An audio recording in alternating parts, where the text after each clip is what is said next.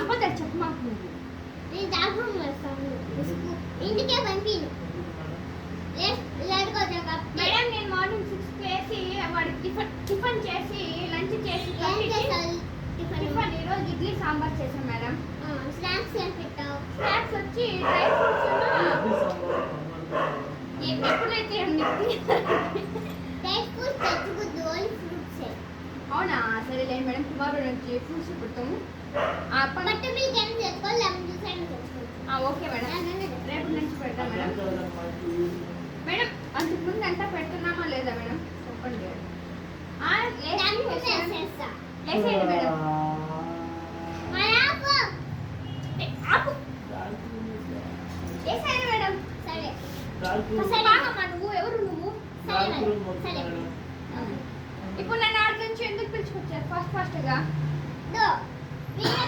నేను ఎవడు ఇట్లంటే ఈడా చంపకి ఇవ్వండి ఒకటి. ఎందుకు పిలిచావు నన్ను? ఎందుకు పిలిచావు? మీరే పిలవమన్నారంట. అవును కంప్లైంట్ ఇస్తానండి, పిలుస్తా అంతే. అదే కంప్లైంట్ లేట్గా బాగా చదువుతాడా మేడం మీరు? ఏం చదవట్లేదు. ఇంట్లో హోంవర్క్ చేయమంటే నీకెందుకు, నేనేమైనా చేసుకుంటా నీకెందుకు అంటాడు మేడం. పిన్నితో అంటేనా మేడం మాట్లాడేది?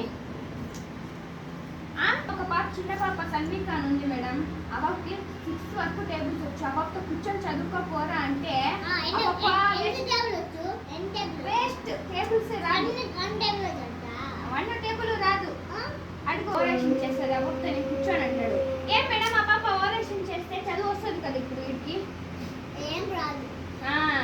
అంటే 100 వరకే, 10 వరకే రాసేసారు.